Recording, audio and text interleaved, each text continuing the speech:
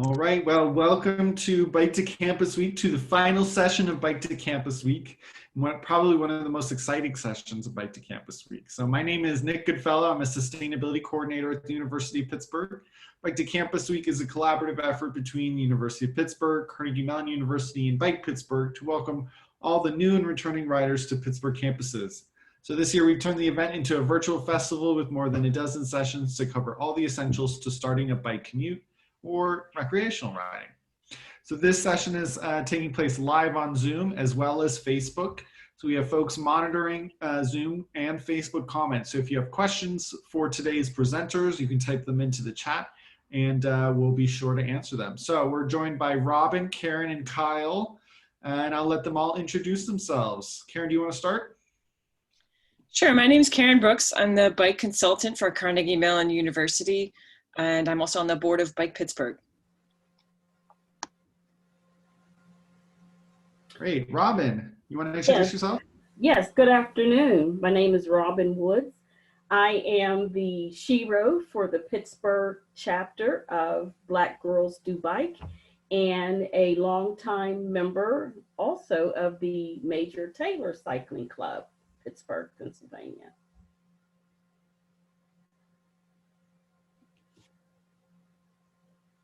All right. Kyle, you want to introduce yourself? Yeah.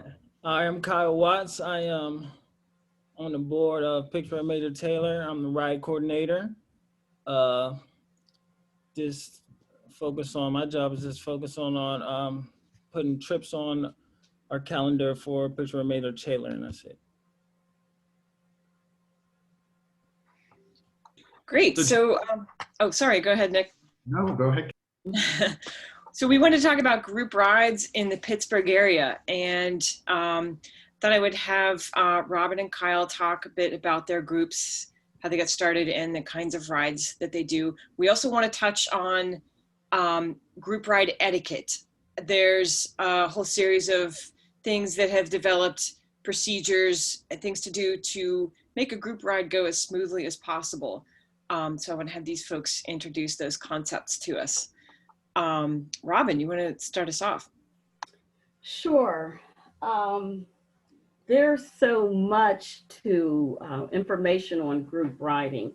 I'm going to, try to narrow it down so I'm not here, or we're not here until Christmas.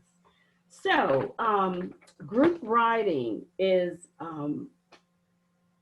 a perfect way to meet new people, to learn different perspectives, to become educated, more educated. And another benefit of group riding is to push you beyond your comfort level. Because it's just very easy to just become stagnant when you're riding alone and maybe not get better. It all depends on your goal, though. Maybe, not push yourself beyond your capability.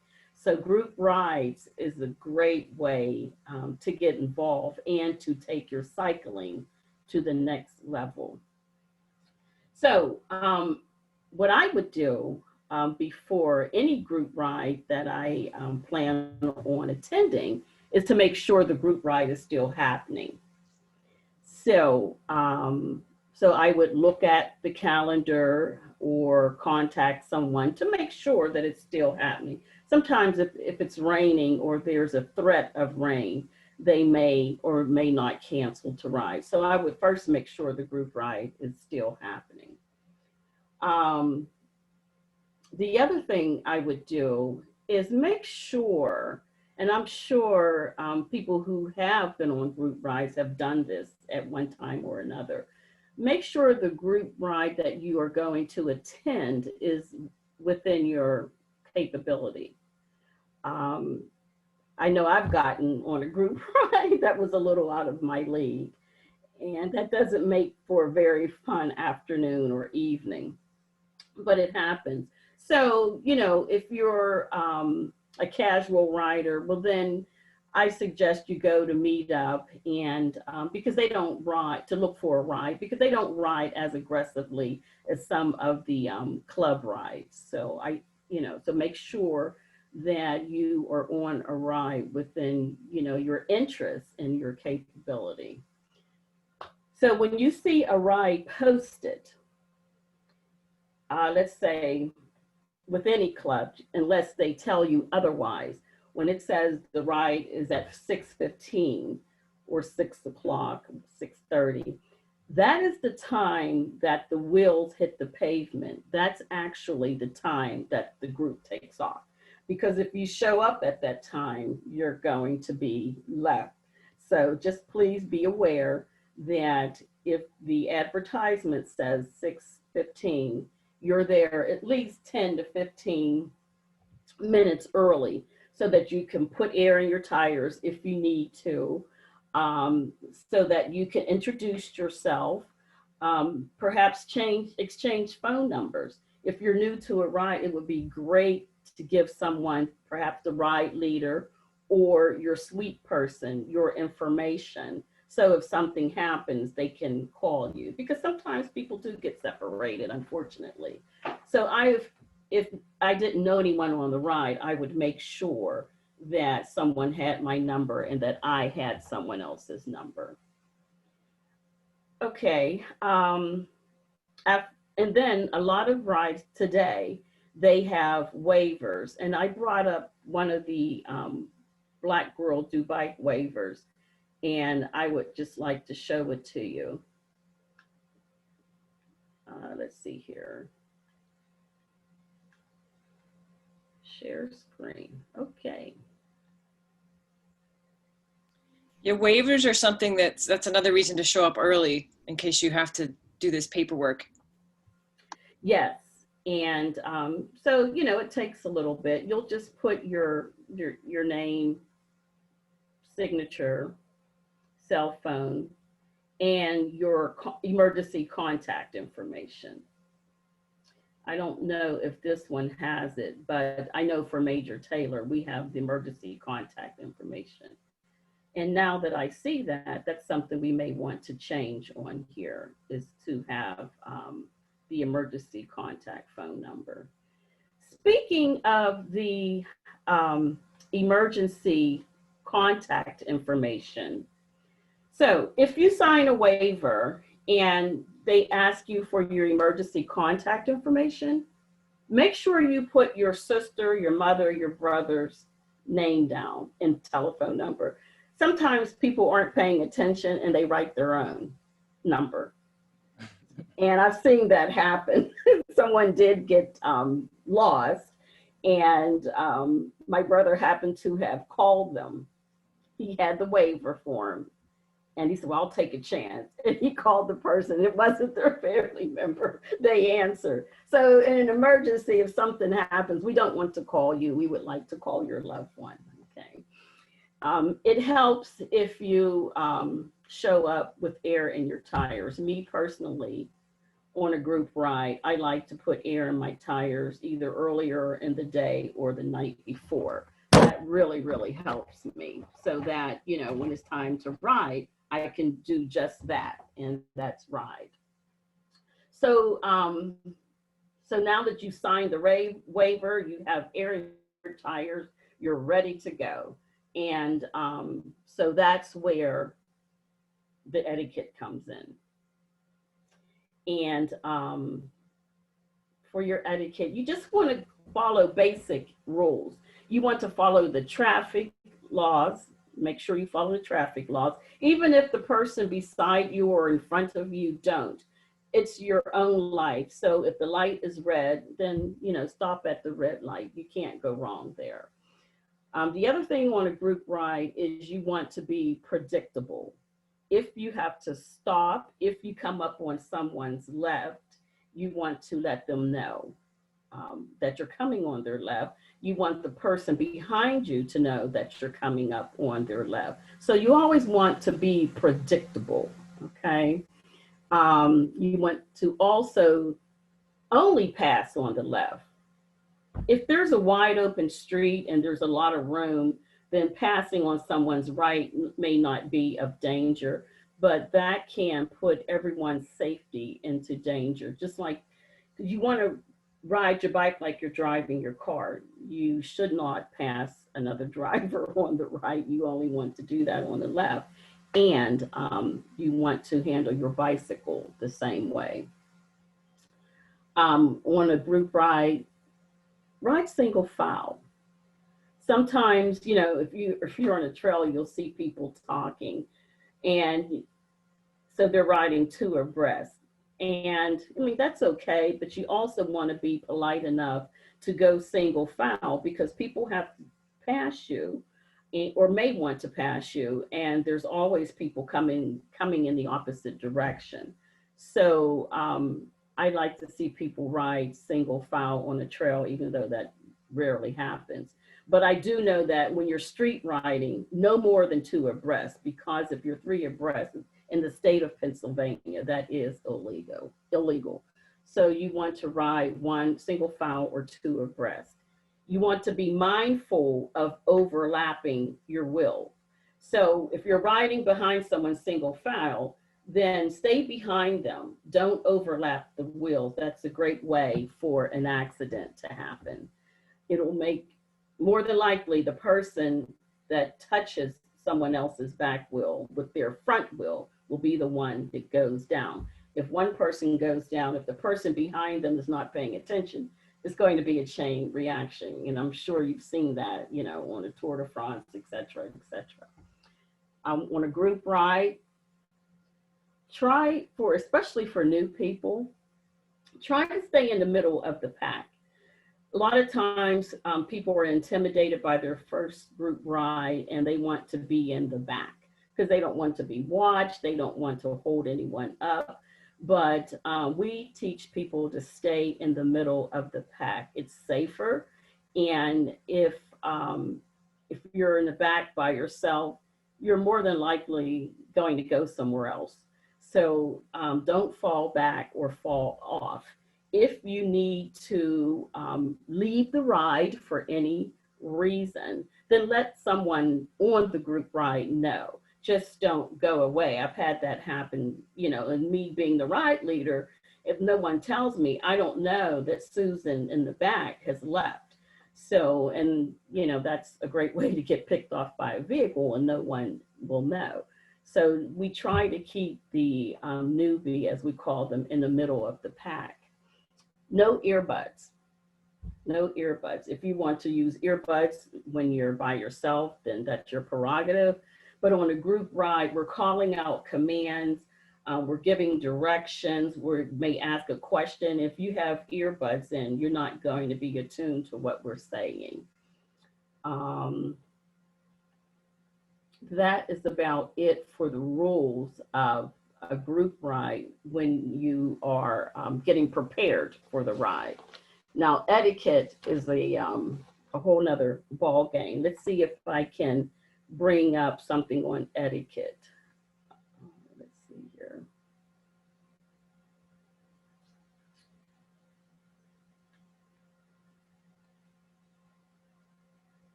Yeah, I do. Go ahead. I do have something. Oh, okay. Okay.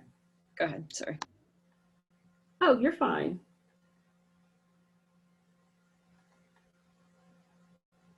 As soon as I get here, share screen. Share. Okay. Can we see it? Okay. So, it says here, when you're in front, it's your job to keep one another safe. So I was taught wherever I am in the group, I have to look out for the person behind me. That means signposting. If we make a left or a right and they may not be close enough to see where the group went or may not be paying attention, it's my responsibility to look behind, to be cognizant of where they are, and to stand at that intersection with my bike so that they can find me and continue on. It says here, don't spit. And especially today, I've seen people do it. When I'm running, I see people do it, and that's really a drag. So if you need to clear your throat or, your windpipe or whatever, you need to fall to the back of the group or go far left. Be predictable, but you want to fall back or pull out away from the group to do what you need to do. And again, it says here, be predictable. We talked about that. Leave your arrow bars at home. That is, the arrow bar is what racers use, and some people have them on their bikes and they don't take them off. But so we prefer that some groups prefer that you leave your arrow bars at home because it's not necessary on a group ride. Those are something that the racers use. We want you to keep a consistent speed so that it makes for a better ride. It actually, if you keep a consistent speed, then everybody will start and finish at the same time. We will wait for you at the top of the hills, but when you're on the flats, it would be great if you kept up, your speed with the other riders. And number 7 talks about, climbs. Everybody climbs differently. I'm a lot slower than Kyle. Kyle, he will be at the top waiting for me. So it's just very polite to wait for the slowest person, and then you take off. So that's how I learned. If somebody has a mechanical problem, it's just, the courteous thing to do is to assist that person, because someone may be more proficient in changing a flat or correcting a mechanical problem than the person with the problem. So if that happens, try to assist. Have a good attitude. And that's about it for the etiquette. Does anybody have any questions? I'll leave a space for questions, but Kyle, I'm wondering if you could tell us if you've got any different points of etiquette that you use in Major Taylor rides. And a question for either of you. I have been on rides, especially if it's a larger group, where we set up ahead of time either hand signals or voice signals for different things like stopping, starting, and it seems almost like each group is different. I don't know if there's standards for that you guys are aware of or that you use. Maybe you could speak to that a little bit. Okay, yeah. Robin touched base on a lot of things about the group rides. I just want to add, group rides are a way to ride safer. When you're with a bigger group, it's safer when you're around cars. They see you better, and it's other than when you're alone. And when you join your first group ride, we have a thing called ABC check. Is you check your bike, you check the air, the brakes, and the chain. So you want to do that first. Also, so now we're talking about you get going on your first ride. We're talking about hand signals. Hand signals in a group ride are very important. It's how you keep everyone safe on the ride. So the way we do it is if we're all rolling down the street and you see a pothole, we're gonna point out a pothole, and that lets to know the person behind you is gonna see the pothole and they're gonna not hit it. Also, in traffic, we have to everyone in front has to use hand signals. I'm not sure what's different. It's just, if you want to go left, you just point your hand out left. Right, it's just point your hand out right, or like this. And this is stop. And if you're slowing down, you'll just slow down. So it's just very important to let the person behind you that you're doing these things, because when you're riding in a group ride, you're following one another right behind each other. So it's very important to point that out. Do you prefer hand signals over voice? I know that I've been on some group rides where people try to call out slowing, stopping, but depending on the traffic or what else is going on, you might not hear that. Right. Yeah, there's different ones. Sometimes you gotta give vocal. I like to give vocal when there's a car coming, like you point out a car, like car coming. You gotta let someone know. You don't want to just point and then it's like you want to get vocal with something like that more serious. Hand signals, you could see them, point them out easier, I think. Both aren't bad. You know, hollering car back Yeah. or stopping. Sometimes I'll do both, but if I'm really tired, then I may just use the hand signal. But yeah, both are good. And there's a whole vernacular, cycling vernacular. Yeah, could you talk about a little more the terminology that people use for different? I mean, we've covered turning, stopping, and Kyle, like you said, a lot of the hand signals are the same that you would use even if you were alone to alert cars, Right. except the potholes. Although maybe if I was real nice, I'd point out a pothole to a car driver too. But yeah, can you tell us a little bit about the if there's other specific vernacular terms that you use often? Let me think. What about the most common one, car back? Car back, yeah. Yeah. If we're in a group ride and the person who's ever last in the back, you know, we're on a busy road, you know, car's back. So car wants to pass, you know how cars go. They don't like bikers, so they want to speed past you. So you got the person in the back will let the people yell car back ahead, and it's like a chain reaction. They'll keep yelling it all the way up to the front of the ride. So it'll let you know cars beside you, you don't want to start passing anyone. We'll get in a tight, straight line. Yes. And keep a safe distance from the car as best we can. What That else? makes sense. Yeah. I like, and there's one that people use, but I've been taught not to use it, and that is clear. Clear. Yes, when you're in an intersection. Mm-hmm.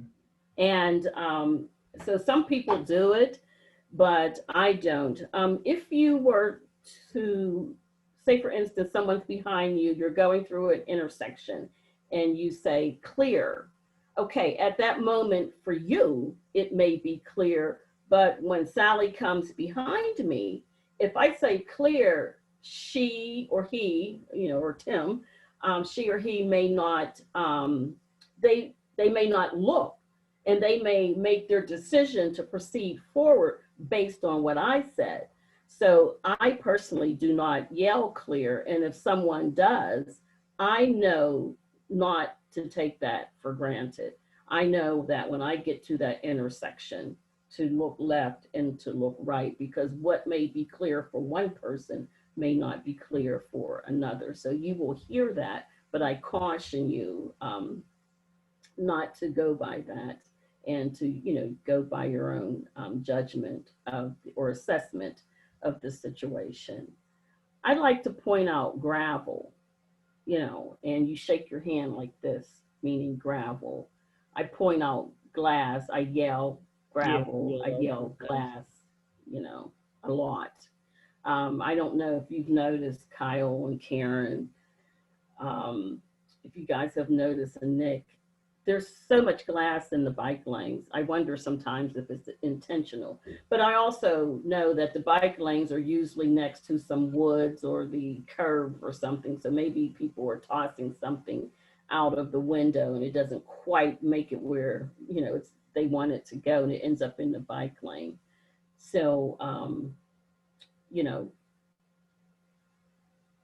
hollering out obstacles in the road, especially something fine like glass, is a great thing. Yeah.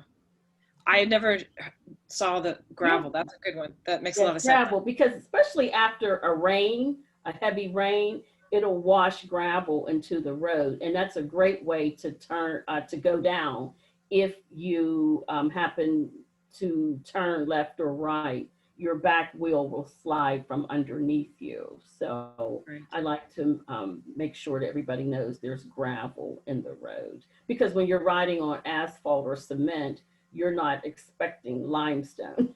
And Right. something as fine as that, can make you lose your balance.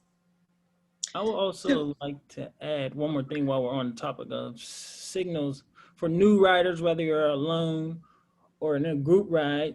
Just want to say we obey all traffic signs, and you have to. It's very important to stay safe that way. And yeah. And you That's a good can point. get a ticket. Yes. I've heard of people getting traffic tickets. It goes on your license. It's a moving violation.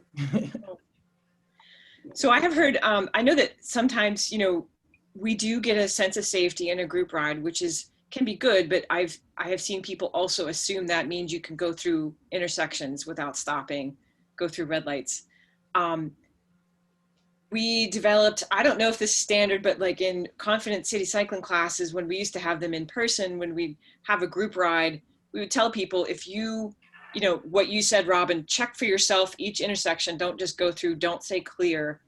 But if you do get stuck at an intersection, if the light turns red and the rest of the group has gone on, we would yell out off the back so that the rest of the group would know to wait. I don't know if that's standard or if you tend to stay together enough that doesn't happen. Oh no, you definitely will get caught by a traffic light. And someone will yell, "We have riders back." They'll usually say riders back. I've never heard off the back, but I like that. So yes, they'll tell you riders back, or they didn't make the light. And you just pull over when it's safe and wait for them, especially if there's a turn coming up. If you're on a long stretch of highway, they obviously can see you. So you may not pull over and stop, but you will definitely slow your pace, or you should slow your pace so that everyone can catch up and still be in a group. So either stop and pull over or slow your pace. Right. So we have a related question, and this might be different answers for both of you. What does no drop mean, and what's a normal speed that group rides travel at? So no drop ride it's a ride we have. It's all class. So what all class means, we have an all class ride, and it's for all riders of any speed level, any distance. Anyone can ride in that group. And so we say no drop. That means we're not going to leave anyone behind. We're going to all stick together. We all know who's there, and we're all going to start together, and we're all going to finish together. We're not going to leave anyone behind. And what's a normal speed for a group ride? We have all different kinds of rides.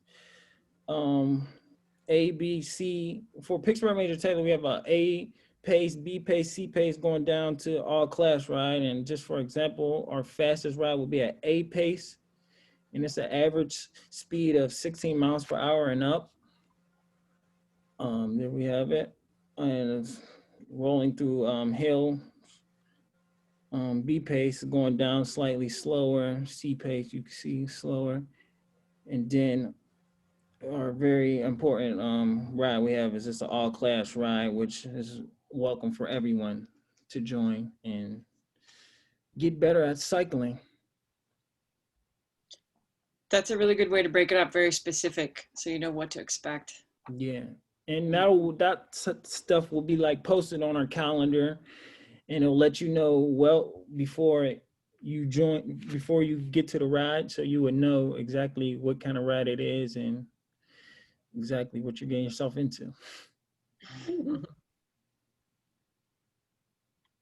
Does Major Taylor have any rides that are not no drop? Like, would the class A mean, like, if you can't keep up, you're out of the ride? That's exactly what it means. So yes, we do. Black girls do bike down because we're chicks. So we stick together, and we're not that fast. But yes, they do. And if we're all together, the A and B people may go out and a little further. They'll have a ride leader. And we'll see them at the end of the ride or the rest stop. But, they're not expecting for Class C people to keep up. Most of our riders are Class C, and so they're not expecting us to keep up. We had a big ride last week. Yeah, you were at the picnic, weren't you, Kyle? Yeah, of course you were. So the group split up. The faster riders, they went out, first, and we saw them at the rest stop, and then, we all gathered, and they made it back before we did. But then afterwards, we were all together. So yeah, even on a large group ride, it will break out into different classes. Yeah. And you mentioned clubs, like the Pittsburgh Major Taylor is a club. And I've kind of heard that term used for groups that are a little bit more focused on going fast, that are maybe training together, possibly interested in racing. Is that generally true? Or am I making that up?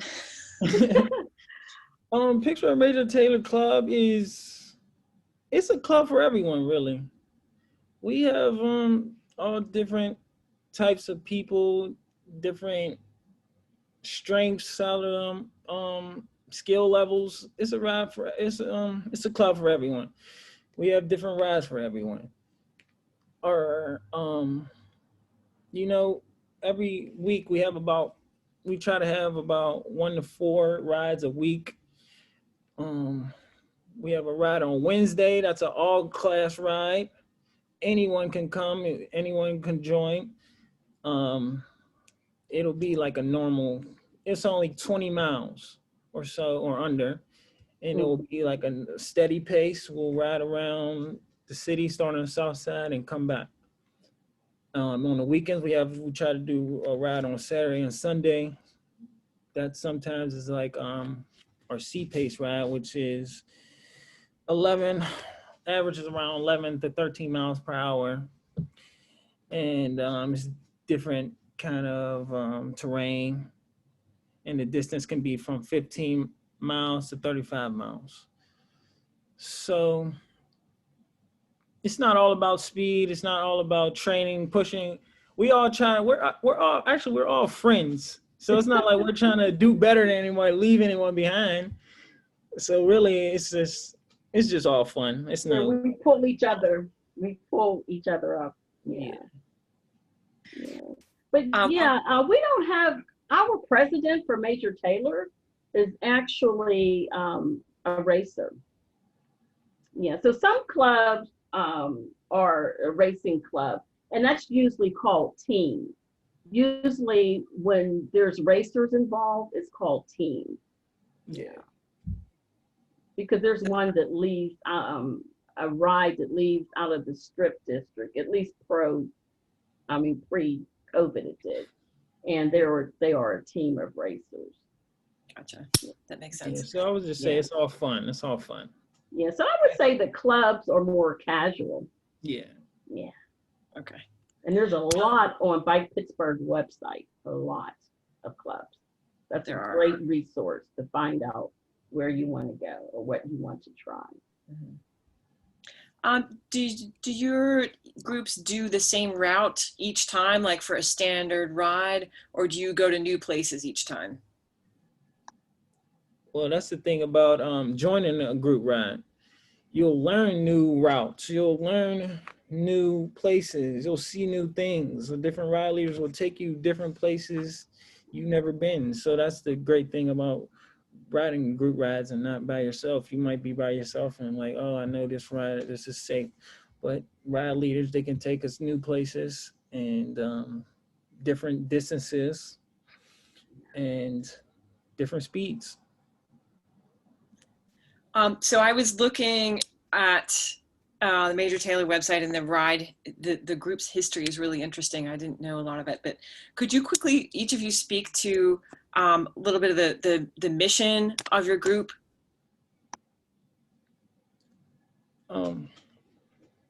So Major Taylor is just to speak on who Major Taylor was, he was the first African-American cyclist world champion, I may add, in the late 1800s. So he was very inspirational to a lot of people. And we took Major Taylor and we looked up to him. So Major Taylor, the club, it was formed for the urban community, try to get Black cyclists rolling, get them more into the sport. It was formed, Pittsburgh Major Taylor was formed in 2004. And now it's just nationwide. So, yeah, it's all over. And it formed in Pittsburgh, correct? Or is that right? Absolutely, it did. As was Black Girls Do Bike. But yeah, Major Taylor was formed in Pittsburgh right out of the University of Pittsburgh by Dr. Thomas. I can't think of his first name, Dr. Thomas and Mario Brown. And it was born out of the Center for Minority Health. Okay, interesting. And how about Black Girls Do Bike? Can you talk about how it's formed in the mission? So yes, so that the mission for Black Girls Do Bike is to, it's basically the theme is to bring women together, and not just African American women, but definitely focused on African American women, because we have so many health disparities, the diabetes, the hypertension, the hyper obesity, the hypercholesterolemia.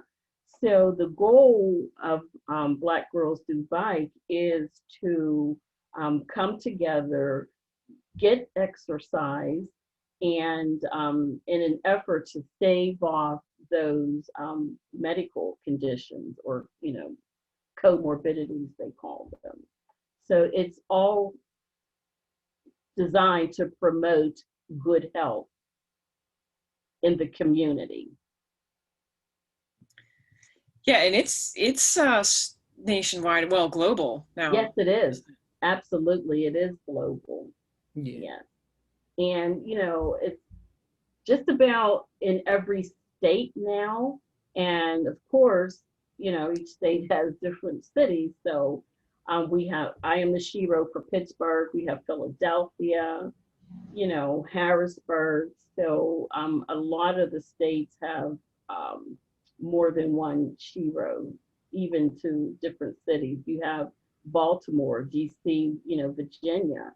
They have a Shero, even though some of those areas are right, really close to one another, they still have their own separate Shero for that city. And again, the goal is to promote good and better health through cycling. Excellent.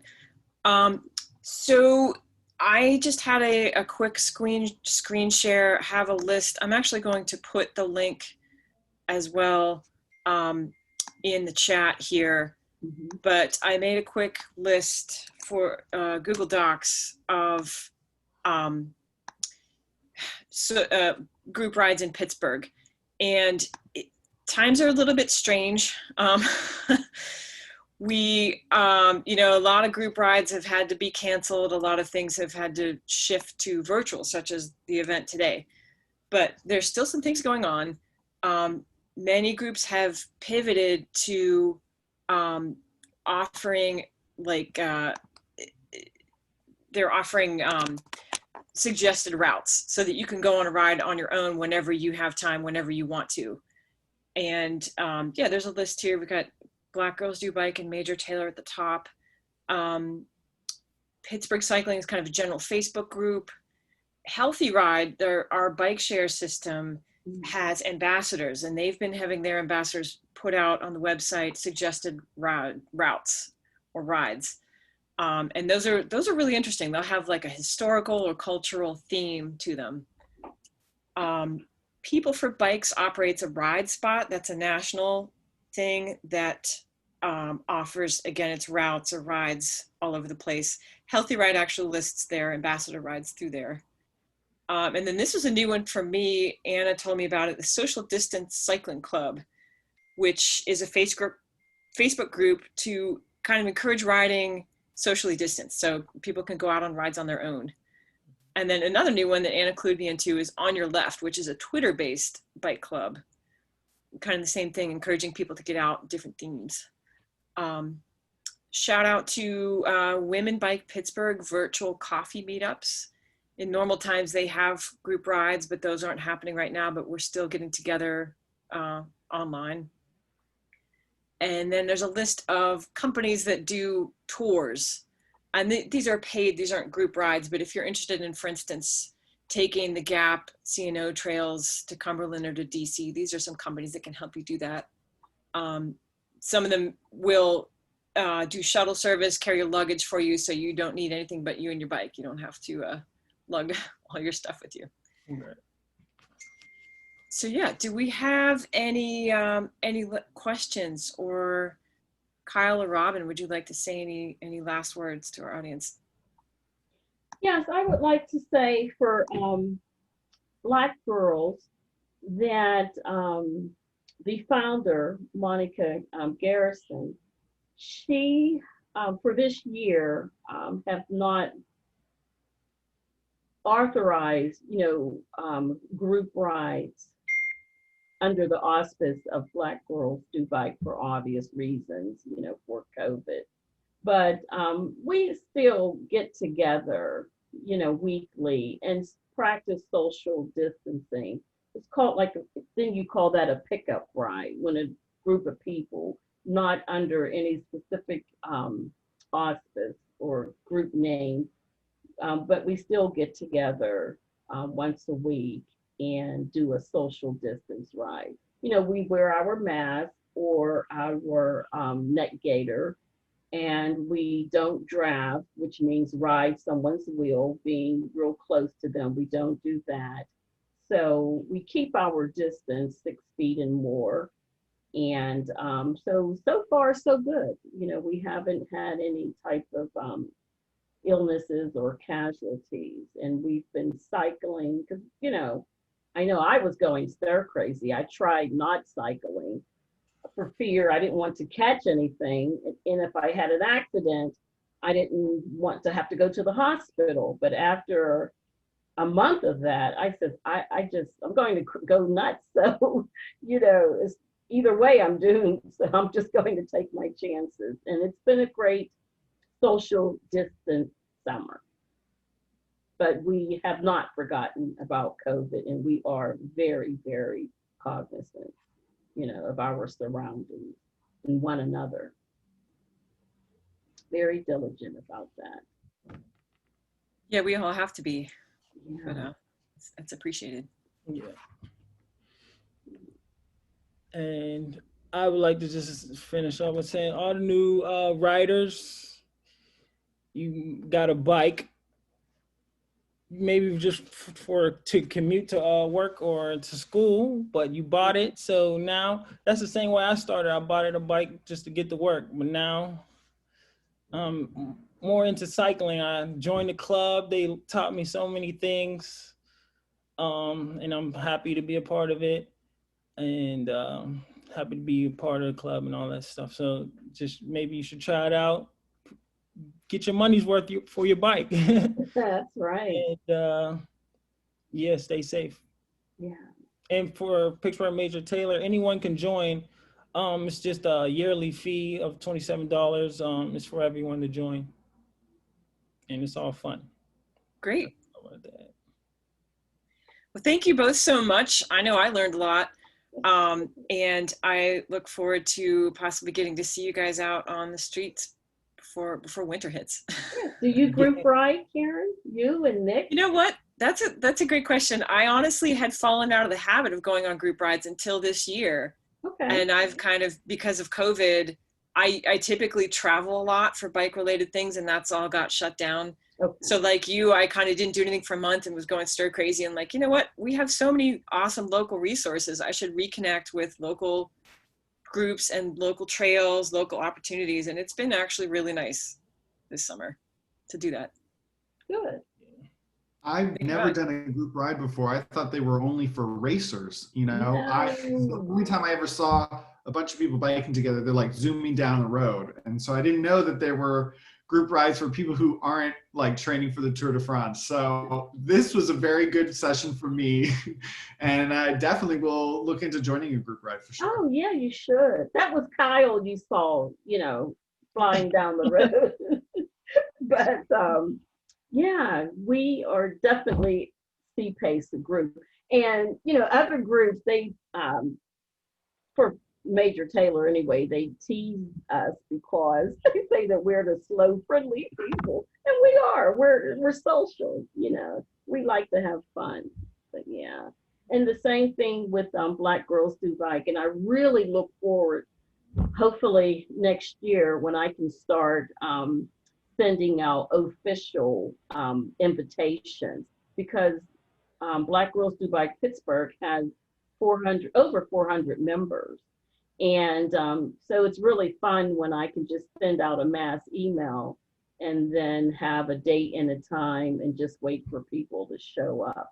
So, but unfortunately, I haven't been able to invite 400 people this year. Not that 400 would come, but at least they get the information. And then sooner or later, sometimes they do appear. Some people do appear. So yeah. Yeah, hopefully we'll get back to that, because it is a really incredible, powerful thing to get to ride with hundreds and even thousands of other cyclists for events like that. If they can happen again, it's wonderful.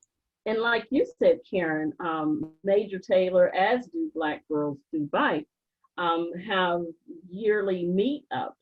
And so we have, you know, for Black Girls Do Bike, we had our annual meetup, and I think it was in Chicago. That's where it was, because now I had to cancel my reservations.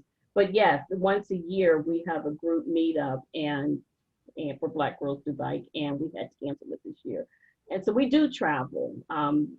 We are affiliated with other bike clubs, so we do a lot of traveling, and it just broadens your cycling horizon to be able to travel with the club.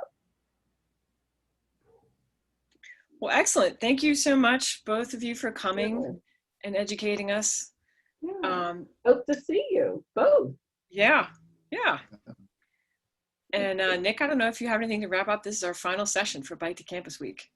Yeah, bittersweet moment. Thanks for everybody who's still watching, if you are still watching. The Bike to Campus Week, we had a great time. All the videos will be available on the Bike Pittsburgh YouTube page. Definitely please go support our guests and our presenters who are here: Major Taylor Cycling Club, Black Girls Do Bike, Friends of the Riverfront, Adams Solar Rides, Golden Triangle Bike Rental. Everybody, thank you so much for participating. Thanks to Bike Pittsburgh. Thanks to Anna, who does everything at Bike Pittsburgh, or for us at least. So yeah, it's been a great week. Nice meeting everyone. Hope to see you soon. Happy trails. Happy trails. Okay. Have a good one, everyone. Bye.